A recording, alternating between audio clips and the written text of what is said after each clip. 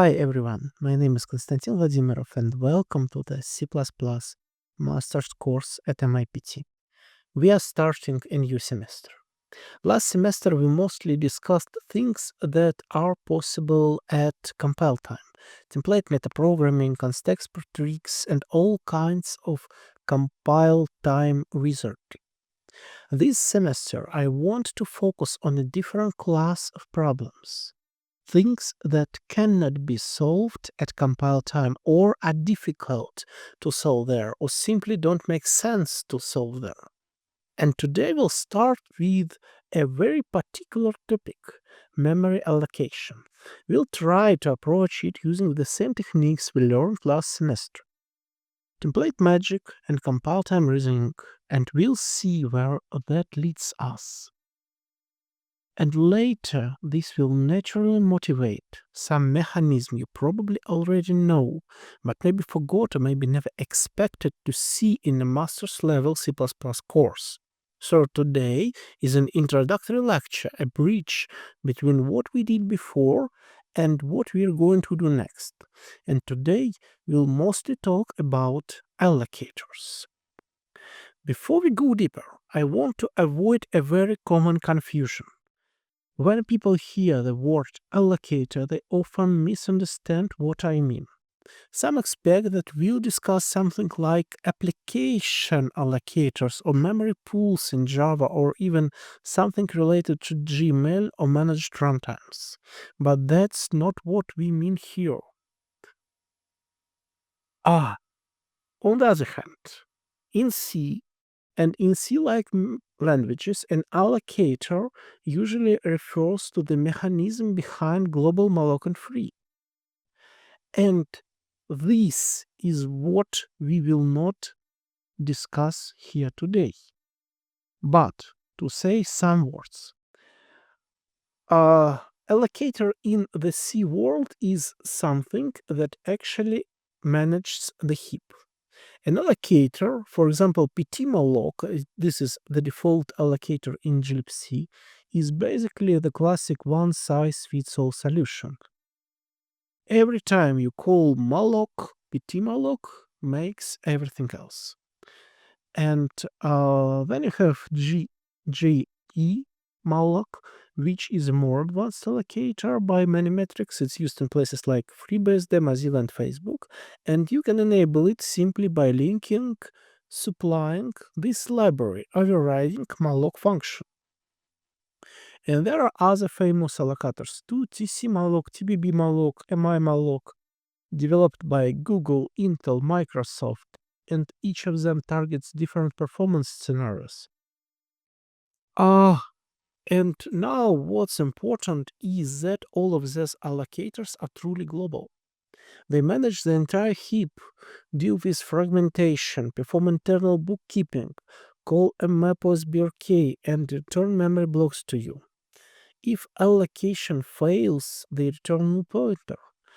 They do all the dirty work, and this is not what we'll focus on today, because for us it doesn't really matter how exactly ptmalloc splits memory chunks, how gmalloc organizes arenas, or how tcmalloc implements thread local caching. It's interesting, but it's not the topic of this lecture. C++ allocators appeared much later when the C world already had many mature malloc implementations, and C++ allocators are a completely different concept. And here I love quoting Andrei Alexandrescu. He once said C++ allocators to allocation are like vectors to vexation, meaning they sound similar, but they are not the same thing at all. So C++ allocators are not heap managers. They are mostly an abstraction layer used by containers. And by the way, we will come back to classic allocators later when we discuss multithreading, because implementing a good malloc is basically a very advanced concurrency exercise. And after all, memory allocation is globally shared resource, so it's naturally a synchronization hotspot. Okay, so here is an historical question. Why were allocators introduced in C++ 98 at all? At first glance, it looks strange because by the time STL was being designed, malloc already existed and people already had working heap allocators provided by the operating system or by system libraries. And C++ also already had a perfectly valid customization point. You could override operator new. And I believe everyone who hearing this knows how to override operator new. I will not explain it here. So you could override it globally, or you could override it per class and route all allocations through whatever allocator you want. So why did Stepanov decide to add this extra template parameter to containers? Why does vector have not only t but also allocator? And why does it default to stud allocator? What stud allocator actually means? Pause the video now and try to guess or find its original motivation. Try to guess. I will explain in the next slide. 3, 2, 1. Okay. So here's the answer. Stepanov was working on STL in early 19th, and back then the world looked very different. On many platforms, there was a distinction between different kinds of pointers, near pointers and far pointers. In simple terms, you could have normal memory that was accessible with a regular pointer, and then you could have extended memory that required a different pointer representation. So you didn't just have T star. You could have something like a huge pointer type, and that was the real problem. The language standard only knew how to work with T star, but vendors had their own extensions. So Stepanov needed a mechanism that would allow containers to be independent of that mess. And that's why allocators were introduced. An allocator was never meant to be a memory allocation mechanism. In the modern sense, it was designed as an adapter. The container would ask the allocator for memory, and the allocator would know two things. First, where to get that memory from, and second, how to convert whatever pointer representation it uses into normal T star. So the allocator was basically a translator between the container and the underlying platform-specific memory model. And container does not directly allocate memory. It sends someone to get it, and the allocator is that someone, not a coffee machine. More like your friend who runs for the coffee machine, grabs your coffee and brings it back. And because this is an abstraction layer, it naturally needs a very small interface. Allocate and deallocate. That's the historical reasons why allocators exist in the standard containers. So this is how original idea looked. Imagine your program already has some special low-level allocator. Let's call it smalloc and s3. And this is the thing that actually manages memory. It talks to the operating system, it maintains internal state, maybe it uses arenas, whatever. And now, instead of calling smalloc directly, we wrap it into an allocator type. This allocator is basically an adapter. It provides a standard interface that STL container understands. It has a value type, a pointer type, and it implements allocate and deallocate. Allocate knows how to run to smalloc, ask for memory and return it as a pointer, and deallocate knows how to return memory back to s3.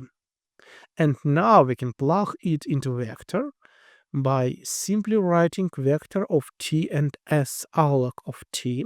So the allocation itself is not the memory manager. And is this interface complete? How do you think? What would you add here? Are there some problems? And there are. By the time of C++ 98, people realized that this minimal allocator interface is not enough to make containers work correctly in all cases. There are two major issues. The first one is allocator interchangeability. It illustrated here in this code. Suppose we have two vectors of the same type using the same allocator type. So when we do v1 equals v2, what's supposed to happen? Should v1 reuse the memory already allocated by v2, or should it deallocate everything and allocate new memory using its own allocator instance and just copy v2 elements and so on? Is it even legal for allocator instance number 1 to deallocate memory that was allocated by allocator instance number 2? These questions become very painful once allocator has state. The second problem is rebinding. For example, list of t doesn't allocate t internally, it allocates nodes. This list, it is list of t, but inside it there are nodes of t. And so even if the user provides an allocator for t, the container still needs an allocator for its internal node type. And that is a completely different type. So the container somehow needs a way to convert allocator of t into allocator of node of t. And this is where things start getting messy. Now, the C++98 standard solves the first problem in a very aggressive way. It basically said all concrete instances of the same allocator type must be equivalent, meaning they must always compare equal. So operator equals, this one, must always return true, and operator unequal must always return false. And this eliminates the interchangeability problem because assignment like v1 equal v2 becomes well defined. The standard assumes that allocator objects are interchangeable. And of course, this also means that if your allocator actually has real state, then C++98 basically telling you pretend it doesn't. And yes, this is one of the reasons why allocators had such a bad reputation for many years. Now, the second problem, rebinding, was solved in a different way. The allocator has to provide a mechanism called rebind.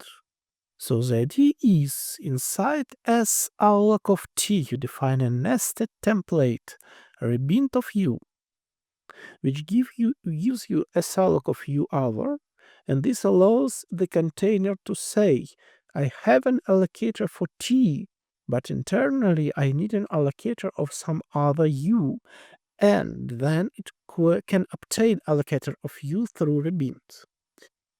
There is also a converting constructor to that salloc of t that can be constructed from a salloc of u. And again, the motivation is simple. List needs an allocator for nodes, not for values.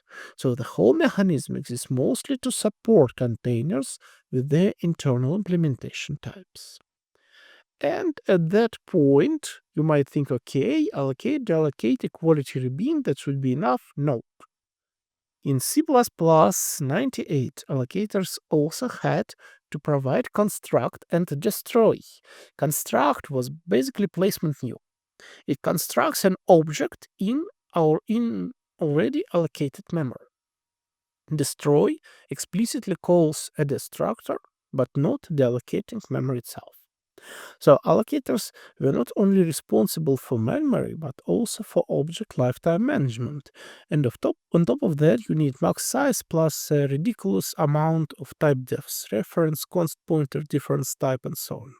In modern C++, this is mostly gone. In C++11, a lot of this moved into allocator traits, and in C++17, the old style interface was even deprecated. So C++98 allocators were much heavier than what you would expect today. So here is a classic example, a logging allocator in C++98. it prints every allocation and deallocation, and it's a great educational tool because you can literally see what the container is doing. So how do you think what will be printed here? Yes. And let me show you. Basically, there shall be code bolt somewhere over there. Yes, here it is. Okay, so this is logging allocator, and let me press something like F11, I believe. Okay, and what do we see? This is allocate. It just runs for operator new. This is deallocate. I'm using printf because printf is bulletproof. It will not. I hope printf will not allocate memory inside itself. At least with custom allocate. This is deallocate. This is caption constructor, and this is default constructor. This is copy constructor. And if we do not have allocator traits, we need to have all this type devs and this rebind template and these construct and destroy functions, which are basically placement queue implementation, and this max size function. And what's a pity? You do not have a lot of freedom in defining this function. You cannot define function destroy in any meaningful way except of just calling the destructor. You cannot define construct in any meaningful way aside of just calling placement new and so on. You just have to type those functions in. Classic boilerplate. And how it works?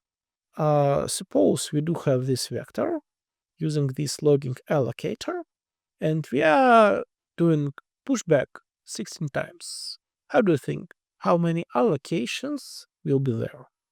And then we do have another vector, and we are copying and pushing back one more number, and we have two problems. First problem is equality, and second is rebind. And let's see that both problems are solved. So let's begin with basic functionality. We see that 16 elements in vector causes 5 memory reallocations. So please never write pushback in a loop. Always write reserve if you can. And then this is copy constructor, then allocate 16 elements and allocate 32 elements when you make pushback. This is copy constructor, this is pushback, and then you deallocating like everything. And if we will enable our problematic defines, you can see problem 1 is okay, and problem 2 is basically okay as well. It rebinds and then when you are copying to list, you see you have full 16 allocations. And if we will forget something, like what if we will forget our rebind template?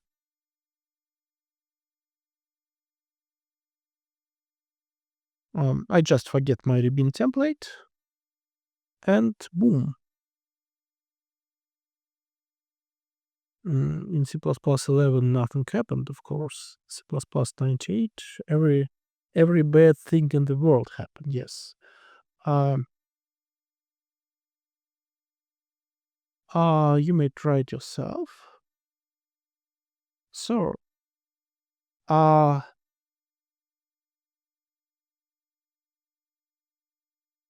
this is complete C++ 98 allocator.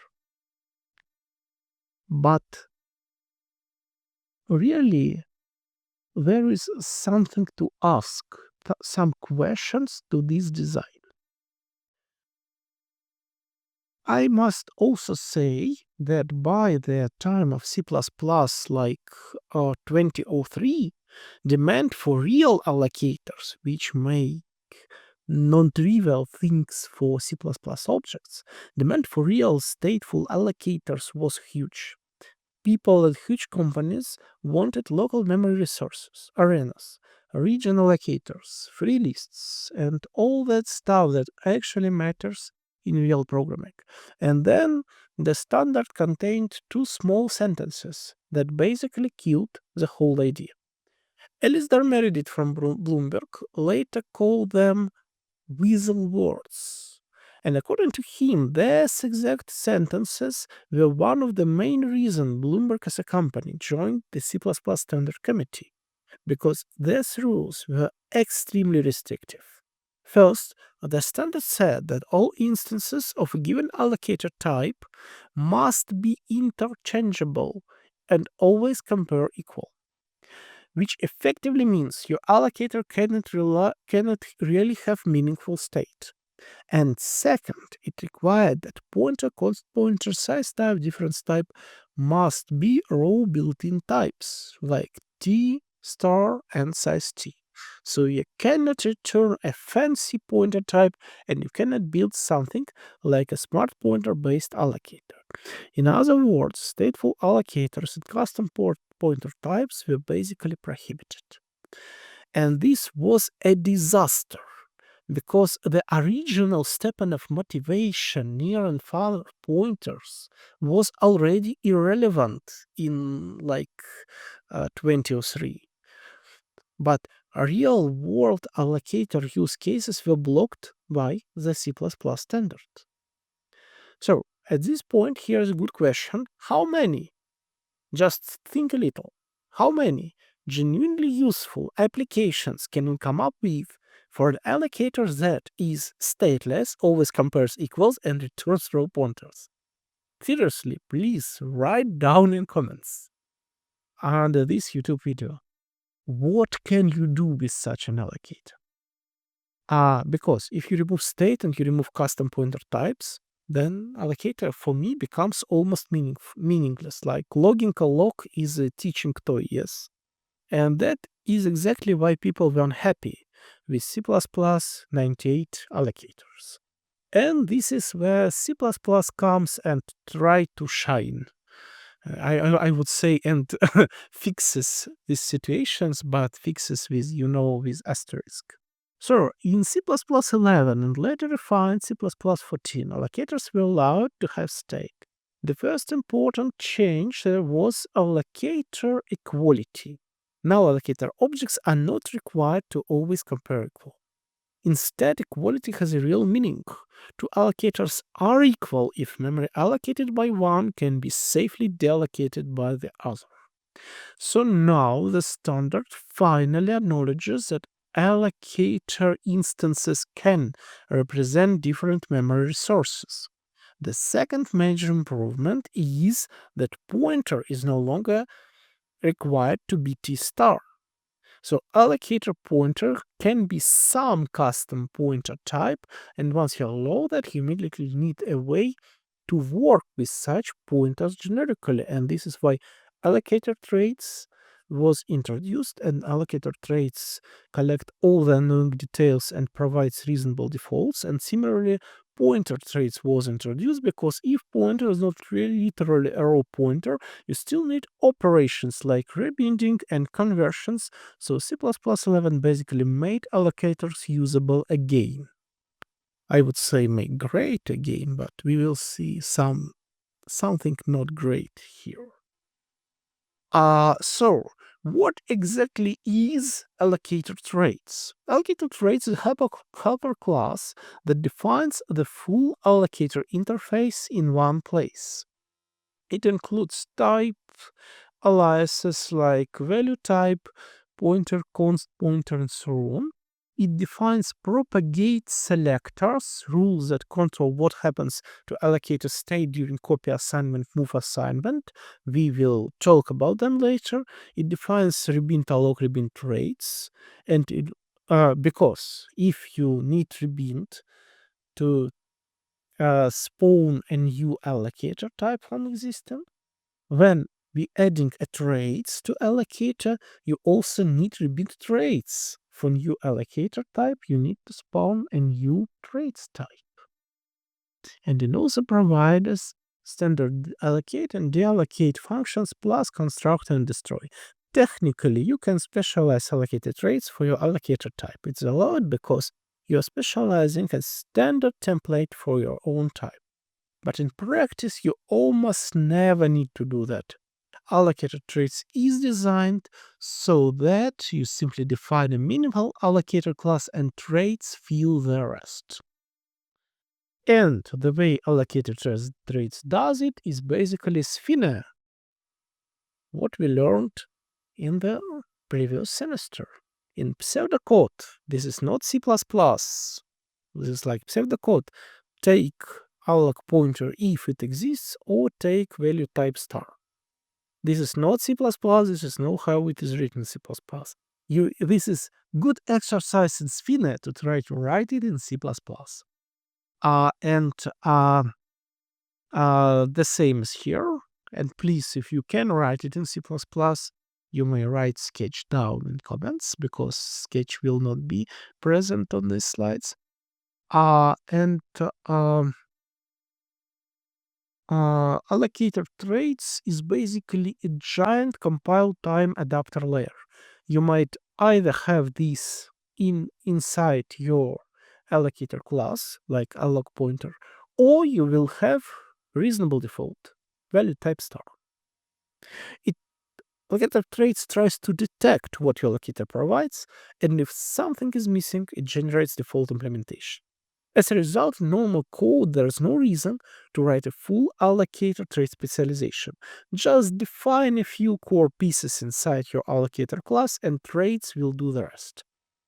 And of course, once you introduce custom pointer times, you get an interesting mismatch, because you do have an allocate function, and allocate returns pointer. But this pointer is no longer a real pointer. And also you have a construct function, and construct need to construct object in raw memory. And pointer to raw memory is always a pointer, even if pointer is not. Allocator pointer is not, but here you need T star. And allocate works with a potentially fancy pointer type, but constructs always work with raw memory. The standard tried to solve it in very pragmatic way. If your allocator provides a custom construct, allocated traits will call it. Otherwise, it will fall back to placement new. So the model is allocate gives you memory, and construct builds an object here. And yes, the interface is a bit awkward if pointer is not a raw pointer. But at the time, this was considered a reasonable compromise. So allocate returns pointer, but construct works with raw memory. Everything is fine. So now let's actually use allocator for something like useful. A classic example is a Freelist allocator. The idea is very simple. When a container frees memory, instead of returning it to the global heap, we keep it in a private list of reusable blocks. So removal from the container becomes very cheap. For example, if we call remove for the list, we conceptually delete some nodes, but with the Freelist allocator, those nodes are not really deallocated, they just moved into the free list. And later, when we insert new elements, we can reuse those blocks directly. So insert operations may also become cheap because they don't necessarily allocate anything. In programs with frequent insertions and removals, this can save a lot of time, and it can also reduce pressure on the global allocator. Now, if we want to implement something like this, we immediately hit a practical problem. And here's a very common bug. We have type aligned to 32 bytes, and then we allocate raw memory using new char square brackets and cast it to S star. This looks innocent, but it's actually wrong, because new char square brackets does not guarantee 32-byte alignment. it guarantees only char alignment. So the resulting pointer may be misaligned, and using it s and s star is undefined behavior. And this is exactly the kind of bug that is extremely hard to debug because it may work on your machine and fail somewhere else. And how do we fix it? So the current solution is you must allocate memory with the same alignment as the type of this memory. In modern C++, we can do that using align mu. We take align of s and then cast it to special stud align val t and num. And then call new with this stud align val t alignment tag. Now we get memory that is properly aligned for s, and the delete expression is also fine as long as we used the matching delete square brackets. So this is a correctness requirement, this is not a performance detail. And still, this code is not perfect. Why? Try to think about it. 3, 2, 1. Okay. Note operator new square brackets allocates an array of objects, and size of this array is kept somewhere, and this is absolutely not needed in this case. And proper way to allocate this aligned memory is to use aligned operator new, and we will see how to do it later.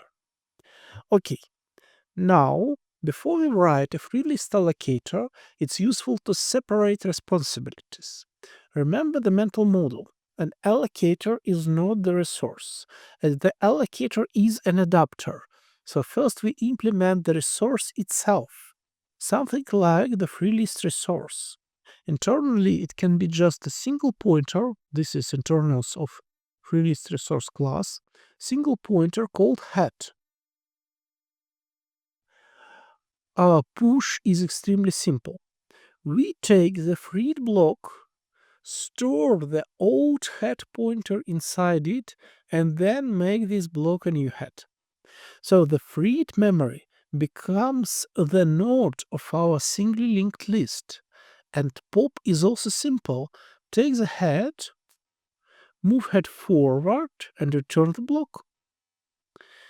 If the list is empty, pop returns null pointer. We can fall back to the heap somewhere.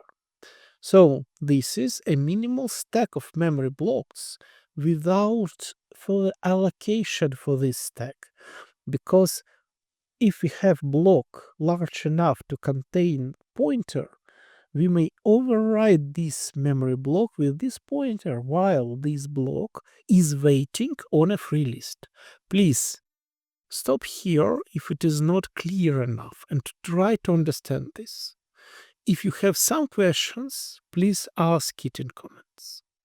Okay, and now all this magic around alignment, we still need a way to allocate fresh block when the free list is empty, and here we must be careful again, because if we store a pointer inside the block, then the block must be large enough and aligned enough to hold at least a void pointer. So the block size might be at least max of size of t, size of void pointer, and the alignment must be at least max of alignment of those guys. And then we convert the alignment to stud align val t, tagging a num value, and call the global operator new with that alignment. As I said, global operator new is probably the best way here. So the resource can always safely return memory blocks that are usable both for object of t and for storing the free list links. And this is important. We are not falling back to raw operator new, otherwise for char everything will tear apart. We are falling back for our own alloc heap inside our resource. And this is the foundation for building a real free list allocator. Okay, so we have a freelist resource, and at destruction time, we must release everything we cached. That part is straightforward. We walk the single linked list and call the global operator delete for every block with the same alignment tag we use for allocation. So far, so good, but now comes the important question. Allocators for different T are obviously not interchangeable because their block size and alignment differ. But what about the same T? Could two free list allocators for int, for example, be interchangeable?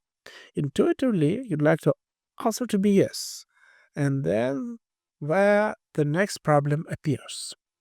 And here's test that feels completely fair, and it is completely fair. We insert a few elements, so the list allocates nodes from the heap, then we remove them, so nodes should go into the free list. And then we check our free list statistics. 3 frees to the free list. And the test fails. Let me show you. And let me show you the code in some more detail, because this is where really important things goes. Really important. So let me even make it more convenient for you to see by merging these tabs. Yes. Okay, so you see the test failed, and at line 324, yes, this is 324 line, at least a gold bolt. It failed here, and freelist trees are not 3 here. There are some other number, and let's see what number. Because why? Why would it fail? Okay, let me show you. Some tests. This is memory resource. This is freelist resource. And there are some tests for freelist resource. You see, I annotated freelist resource with those statistic fields. So freelist resource counts the statistics, and it provides some methods to output this statistic. This is resolve, this is pop, this is push, this is alloc heap, and then I will skip some tests, not really matter. And then this is freelist allocator, and freelist allocator uses freelist resource as its field. Any allocator carries on his own freelist. And then what we do here?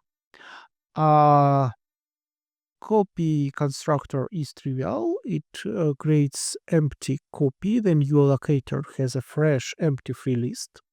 Rebind style constructor is also empty.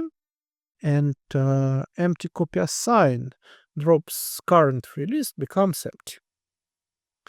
That's perfectly reasonable. If each allocator have its own free list, we need to make it void free list on copy construction. We are creating other allocator to be like it right hand side, but in right hand side we already have some full free list. For freshly created one, we are creating with empty free list. Okay? I believe okay. So allocate is as follows, deallocate is as follows. Everything is great. And for sake of completeness, this is operator equals and operator not equal. And then this is the test, and test failed. Why? I mean, I did everything correct. Similarly, I did everything correct. But I just ignored freelist here. And this test failed exactly because I said that those allocators shall always compare equal. Because in the standard library, if standard library sees that allocators are equal anyway, it just spawns a brand new allocator that compares equal. And if allocator with empty free list compares equal with allocator with full free list, standard library will destroy and recreate empty free list on any usage, on virtually any usage. So this approach don't work. And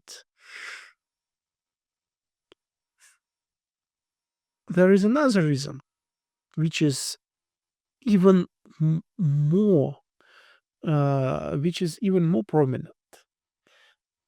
Internally, Studlist does a rebuild. It spawns a new rebinded allocator anytime it needs to work with node of t. It spawns a rebinded allocator of node of t. So your removal doesn't accumulate the free list you think you have.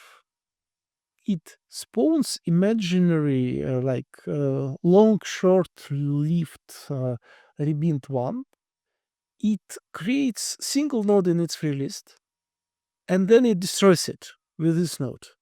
And your free list is empty again. In this design, your free list will always be empty. Okay, how will we fix it? Try to think for a couple of minutes. And 3, 2, 1. Okay. Probably first idea you have is a shared free list.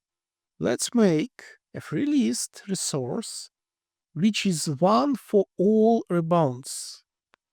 We have free list for t equals to free list of t of other sizes, and for this we do have stud unordered map from stud size to void pointer of heads. And for each size, we have free list of this size. And this is the single resource. So the same free list will remember what about list of t and what about plain t. But how will we make it not disappear on rebound instance destruction? How will we achieve this? And I can see the only method to not make it disappear on rebound instance destruction is tracking ownership. Because common free list is common, otherwise shared resource, we have to deal with ownership some way. We don't want any rebound allocator to own the resource. So one allocator instance creates the resource and owns it. You know this field. And copies and rebinds simply share the pointer to the same resource, and they are marked as non-owning. So the owner also have many lightweight views, as we saw in lecture on views, okay? And this works, but yes, this already looks a bit uncomfortable. And that discomfort is a signal. Allocator state is a real state. And now our allocator is no longer have value type semantics in its completeness. Because you see, what is semantics of copy constructor?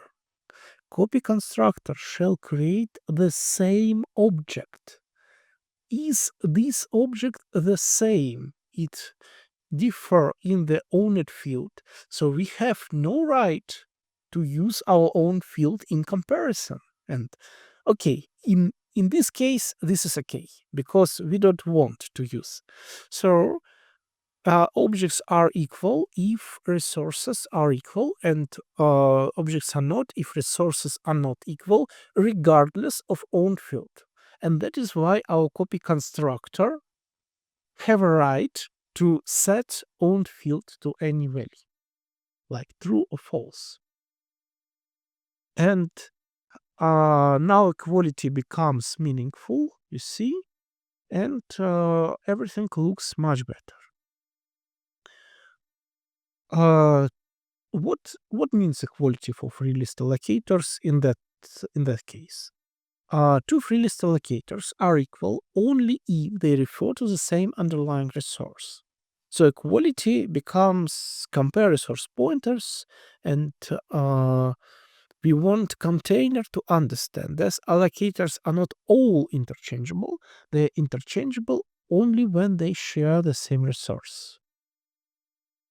And we want container to understand this. So we need some traits for container to query to understand this, because this is non-trivial. This is non-trivial difference from the previous attempt. So let's introduce these traits. Starting with C++11, allocator behavior on copy, move, and swap is defined for outer world by a set of type defs. And you need to be fair. If you are putting one of these not fair, you are doomed, literally. So they are intentionally ugly, and they all have reasonable defaults, and reasonable default for all of them is false. And I will use short names like Poke, Pussy, Pussies, and ERE. Like propagate on copy assignment, on move assignment, on swap, and is always equal.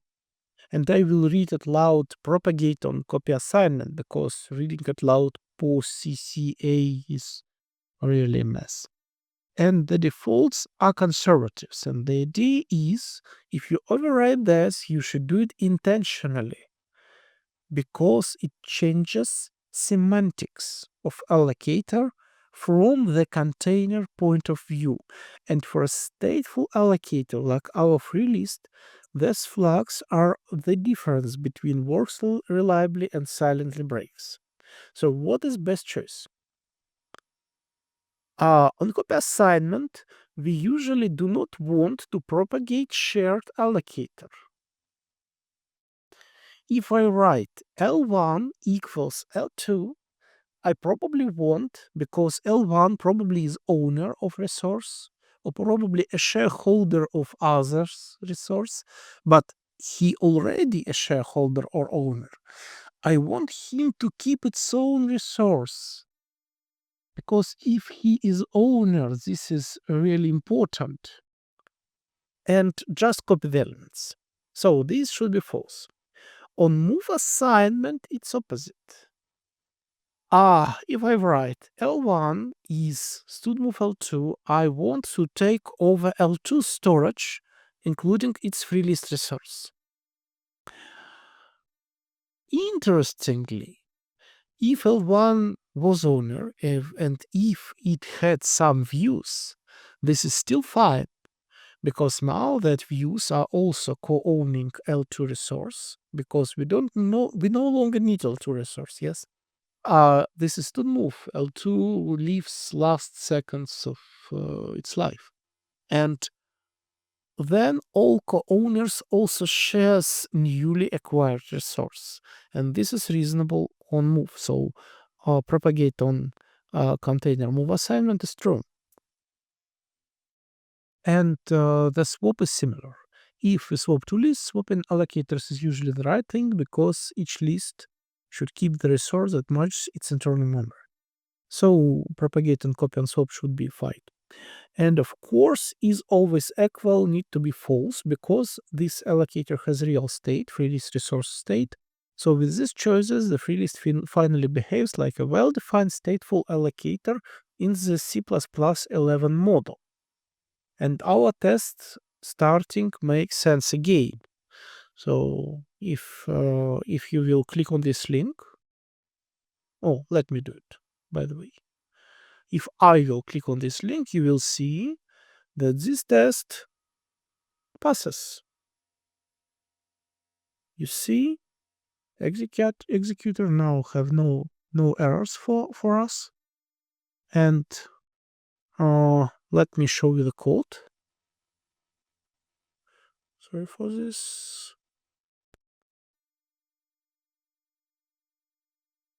Let me show you the code this way.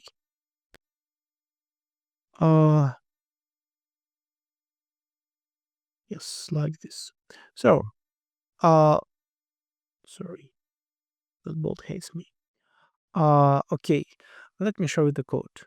So, this is our Freelist allocator, and it's owning instance, and owning instance keeps unique ownership with this own flag, and this is rebind, and this is our propagation traits. And this is constructor and copy constructor, and you see on copy constructor owned is false, on rebind owned is false, on move constructor owned is false, and so on. And for operator equals, this is like here, owned is other owned, and other owned is false. This is stud exchange. If you don't know what stud exchange is, please go learn it. It is really fun to use stud exchange.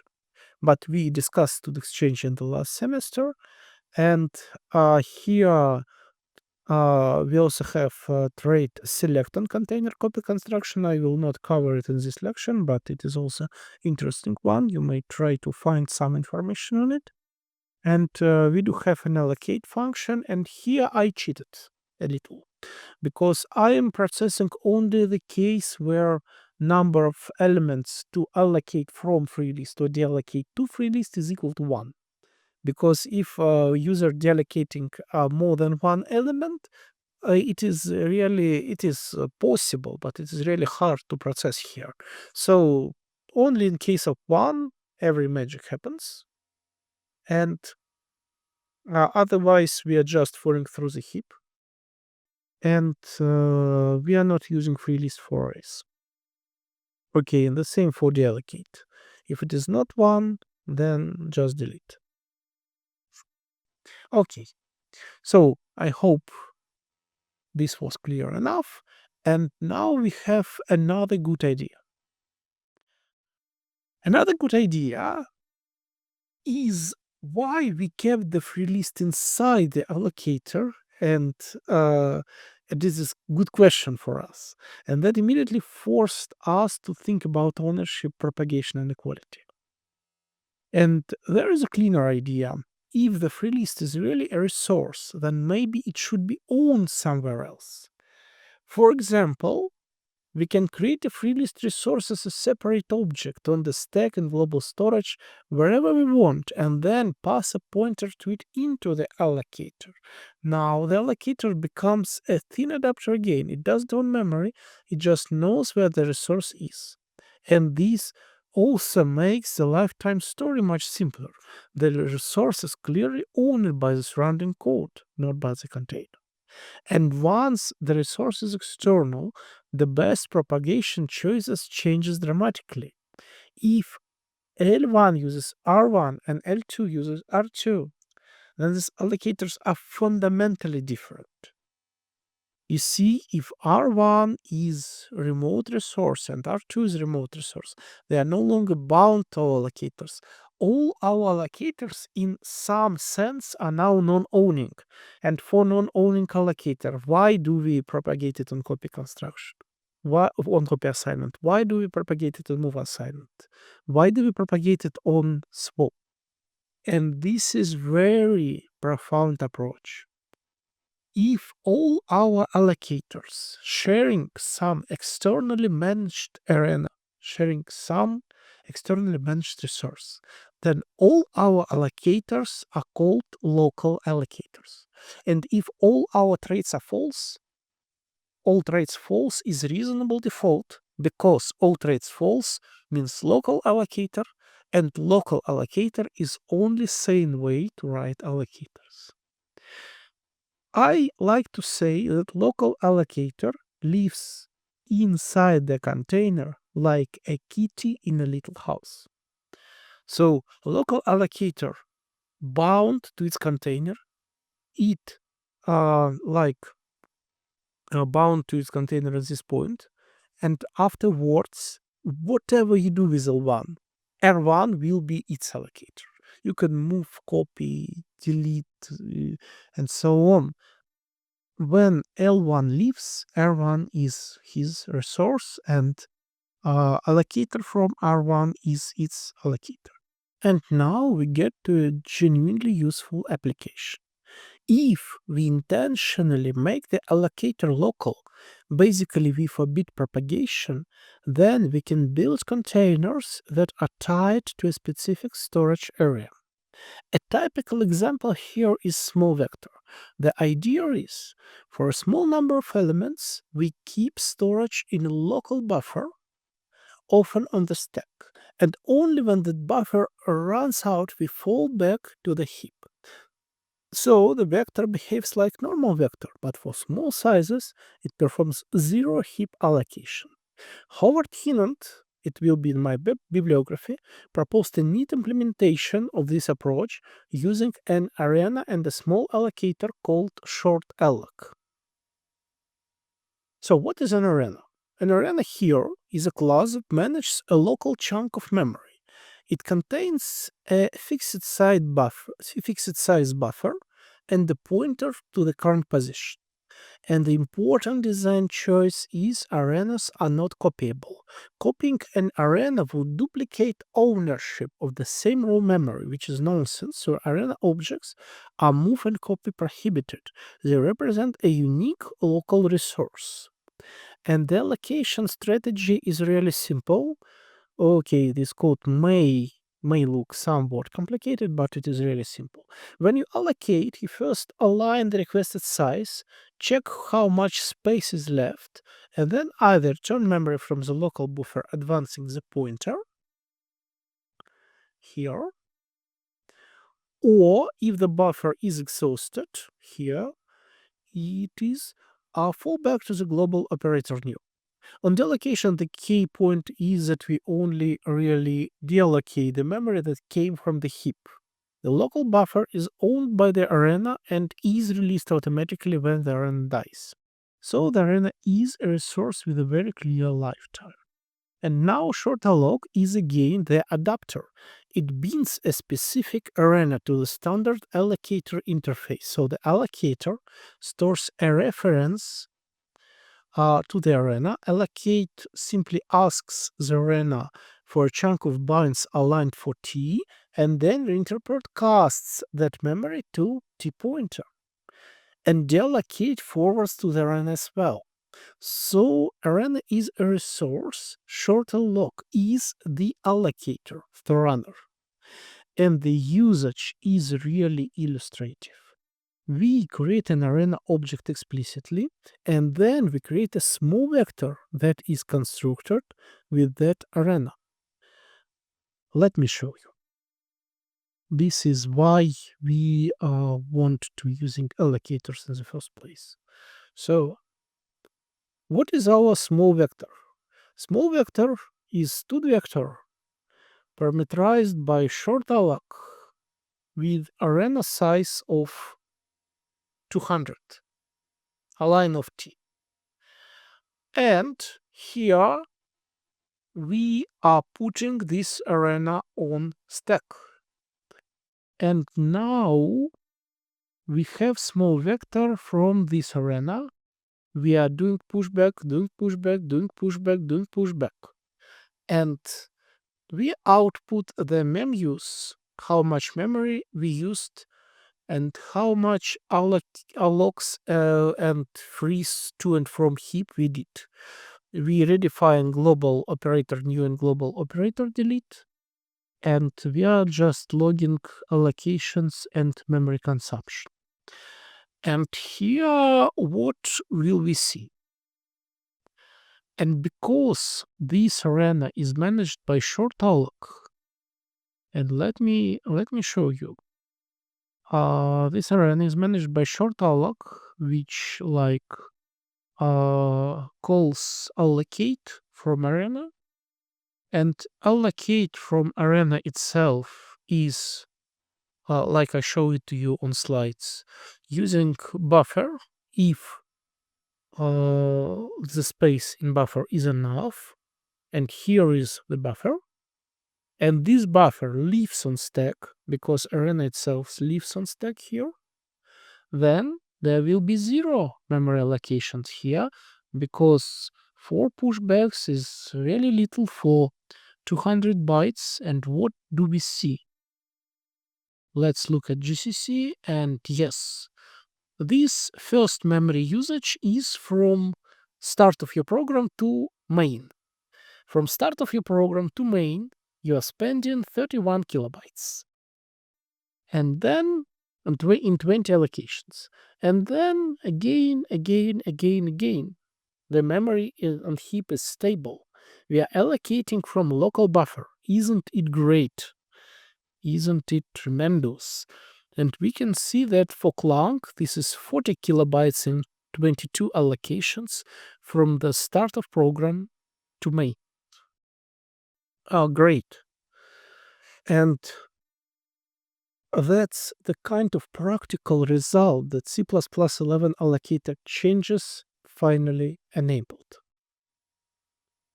And now a discussion question. Classic small string optimization works without any explicit arena. It's just built into the string object. So you might ask, why bother with an explicit arena at all? And the advantage is flexibility. With an explicit arena, the container size is decoupled from where allocation happens, and you can put the arena on the stack and global memory within the heap and still get the same allocation behavior. So, which idea do you consider better? An implicit built-in optimization like classic SSO, or an explicit arena that are under user control? Please write your answer in comments. It is open-ended question. And so let's see where we ended up. Once allocators have state, the allocator type alone is no longer enough. The specific allocator instance matters. You can have 3 allocators of the same type. This is custom alloc type, but with completely different state, different arenas, different pools, different local resources. And then you can create three strings of the same type, but each string is baked by a different allocator instance. Same type, different resource. This resource, this resource, this resource. They might be really different. This one might take from local buffer, from system allocator, from I don't know where. And that's where the trouble begins. Because if all these allocators are local, they are not propagating on copy or move. And let's keep that setup and do something innocent. Let's put those string inside a vector. A std vector without any allocator is just managed by system allocator. This is like these blue parts, and we are doing pushback x1, pushback x2. Now look at what we created. The vector owns its own buffer, but each string is inside my own memory from a completely different resource. This string's own memory from blue resource, and this string own memory from red resource. Now the fun part. Let's insert x3 into beginning of the vector. This fun part is from public Halpern stock. Public Halpern stock will be in my bibliography. What does vector insert do? It has to make room at the front, so it shifts elements to the right or to the bottom of this picture. So x2 gets moved, but x2 is not just some bytes. Is a string with allocator state. So now we are moving an object tied to one allocator into a new location. This is part of the vector storage. And then the beginning of the allocator scope headache, because this allocator is local allocator. So it binds, this kitty binds to this house and to this house now. And now what do we do? We also move x1. And here's the conceptual problem. If these allocators are local, they behave like a kitty in a house model. The allocator is bound to the object and it doesn't just magically change because the object was moved around. So after the shift, we have objects that physically live inside the vector's buffer, but logically they still belong to different allocator instances. And after a few operations, the vector becomes a mixed ecosystem of cats and houses that don't match. And it gets worse. The vector's own memory is still allocated the old-fashioned way, using its own allocator, often just std allocator by default, so we end up with two different allocation stories at the same time. One allocator decides where the vector buffer comes from, and each element may carry a different allocator, deciding where its internal memory comes from. And this is exactly the kind of thing that is technically valid, but extremely hard to reason about. So ideally, when a container creates elements, it should ask, do you use an allocator? If yes, I should pass my allocator to you, but C++ 11 doesn't do that automatically in the generic case. So the old school workaround was pass allocator arguments explicitly. You may construct strings with the right allocator, and you push those strings into the vector, it works, but it's really fragile. Because one small slip, like here, and you accidentally create a string that with the wrong allocator. Like Jason Statham said, one small error and you mistake. And the worst part is the mistake still compiles. So we get the code that looks reasonable, builds fine, and then quietly violate your intended resource discipline.